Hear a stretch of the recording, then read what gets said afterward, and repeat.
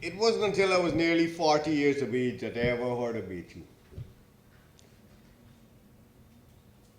Somebody had mentioned Bechu in a doctoral thesis, and he might have been left there. And then I think Rodney, when he brought out that book, A History of the Guyanese Working People, had a paragraph or so on him. So I decided to go to the Daily Chronicle, starting from about 1894, and I thought he had written about 4 or 5 letters. Man, I found about 100 letters over a 5-year period. And they weren't just 2 or 3 lines. They were letters like you see in the Stabroek, where David believed in. Yeah, man, I take over half the page, right?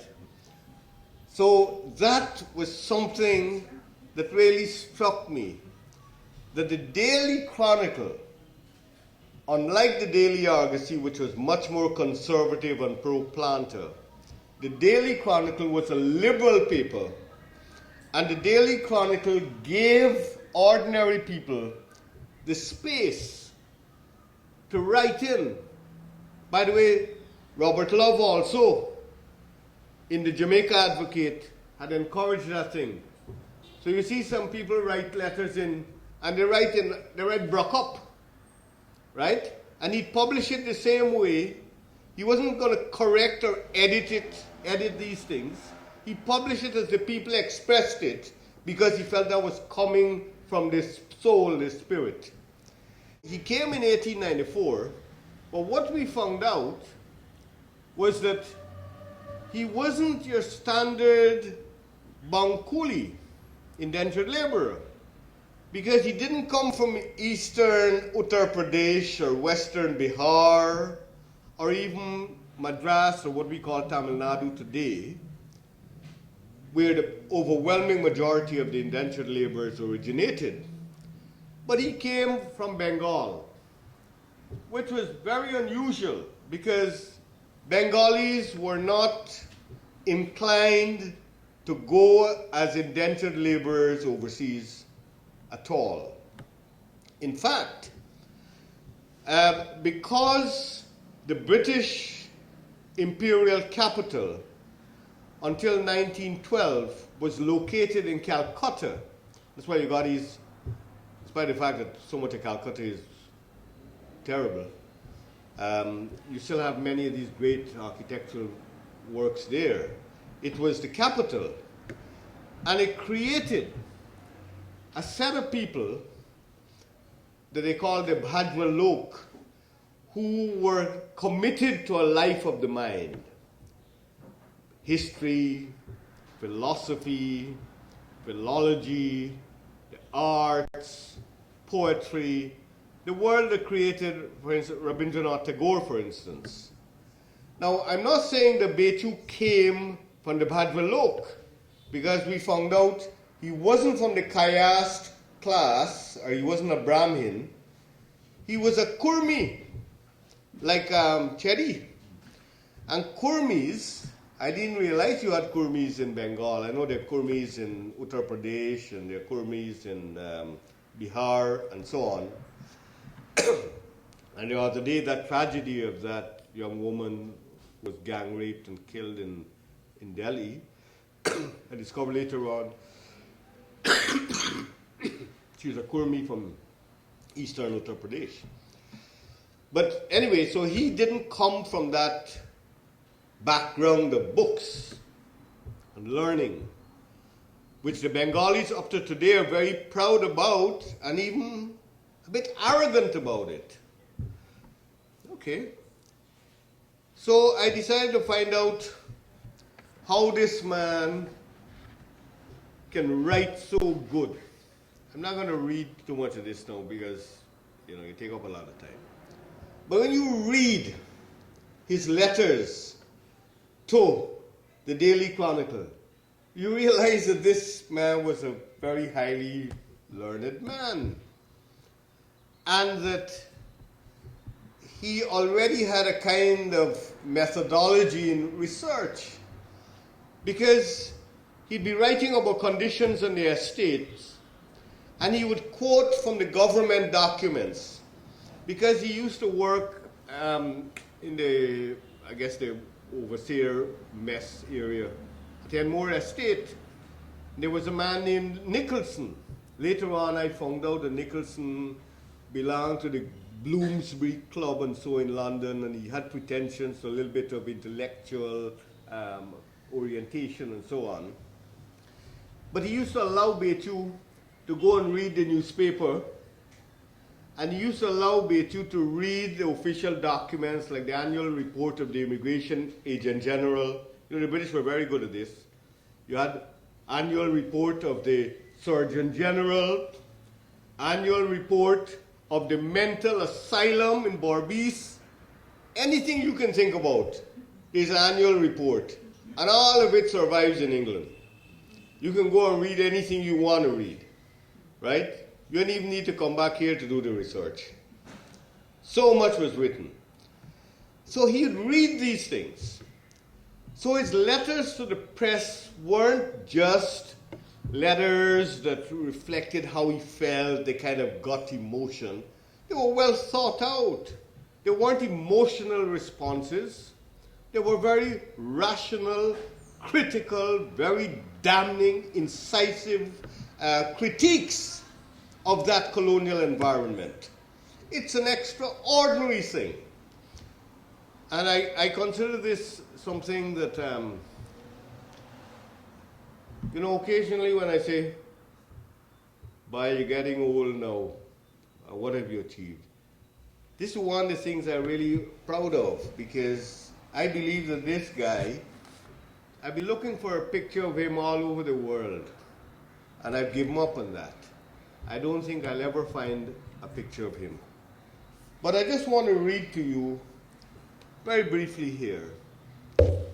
He was the first Indian in the Caribbean to appear before a royal commission.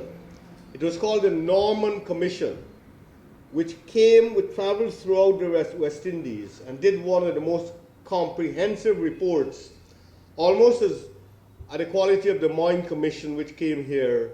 These two would probably remember some of that, came to the plantations and so on, and the Venn Commission, the kind of work that was done. But it was a similar quality, and they went throughout the region.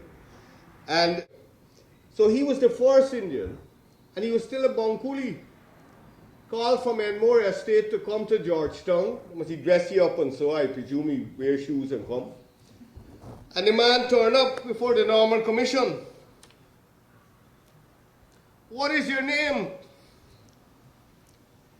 "Bechu." "What caste?" "Kurmi." "What part of India did you come from?" "Calcutta." "Are you a native of Calcutta?" "I'm a Bengali." "Are you an indentured coolie?" "I have been an indentured coolie 2 years and 1 month." "Have you been employed in an estate?" "Plantation Enmore." "Are you employed there now?" "Yes, sir." "Are you working in the fields?" "I'm working as a domestic with the deputy manager." That is Mr. Nicholson I was talking about. "Have you ever worked in the field?" "The first 3 days I was put to cane cutting. And when I could not manage, they gave me work as an assistant driver."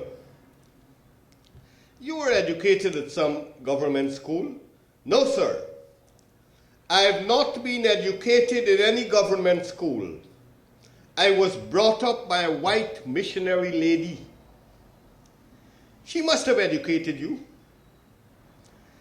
"I mean, I have not been at a school. I have tried to avail myself of every opportunity to read and improve my time. Even my present employer, Mr. Nicholson, has given me permission to read his books whenever I have the time to do so." All right. So I just want to read another part of it here where he says,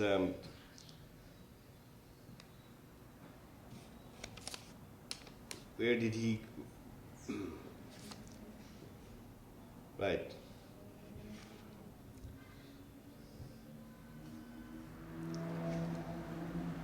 How did you come to be brought up by a missionary lady? I lost my parents when I was young, sir, and she took charge of me. Can you recollect the name of the lady? Miss Cameron, sir. Where did she live? She lived near the Presbyterian Mission. How long after that did you remain in Calcutta? I remained up to the time of her death. And what did you do then? I've worked with other gentlemen since. How many years were you with other gentlemen? About 18 years. Then you were about 36-year-old when you left India. Yes, sir. What were the names of the other gentlemen you were with? Mr. Gayford, the missionary. And who else? Dr. Edison, a brigade surgeon. Do you remember him, sir? I do. And after that, there are so many gentlemen. So, who was the last gentleman you worked with? Dr. Sinclair of Burma. Did you go to Burma? Oh, yes, sir. I've been to Rangoon and Mandalay. So, you see, this was a person who, one of these extraordinary products of empire and the contact and clashes between different cultures and civilization, which created a mind like this, a really remarkable individual. And I would ask you sometime to read some of his letters, because I think they give you an idea. He was totally opposed to the continuation of indentureship, especially in the 1890s, when there was this Great Depression, as I said, and he thought that the estates were in such a bad shape, and that the challenge to Caribbean cane sugar in the British and European market, especially the British market, by bounty-fed, subsidized beet sugar, was destroying the market for Caribbean sugar, and therefore there was no need to bring more indentured laborers in. So he was a big fighter for democratic rights. He fought for women's rights because he thought that women were molested on their estates. He even mentioned the names of women who, and so on. He was an incredible person. And then he applied to leave the estate before the completion of his 5-year terms. And they agreed immediately before the completion of the term. Yes, Bechu really should not be working on the estate. But that didn't stop him. He got a job with a very distinguished Indian family here. Abdul Rahman, one of the oldest Indian business families, Abdul Rahman. And Abdul Rahman was somewhere like, I think, 14 Water Street. I don't know, Chico, you must probably know where 14 Water Street was. But I can't remember that firm. But he was working there, and they gave him a job. I'm not quite sure what he was doing. So he started using that address in his letters to the Daily Chronicle. But as one of my Jamaican friends pointed out to me, that was ideal for him, because he could walk over to the Chronicle now. You need postage stamp. So every day, sending a letter to the Chronicle. But not only that, people from all over the country writing to Bechu, and Bechu take up the issue. So it was an incredible aspect of our fight for democratic freedoms. And I think that is totally in the tradition of what David had in mind with the creation of the Starbrook News. It must provide a forum to challenge. It doesn't matter how disturbing it is to people, that if you don't have that kind of environment, you cannot guarantee these freedoms, because we see them all over the world being wiped out.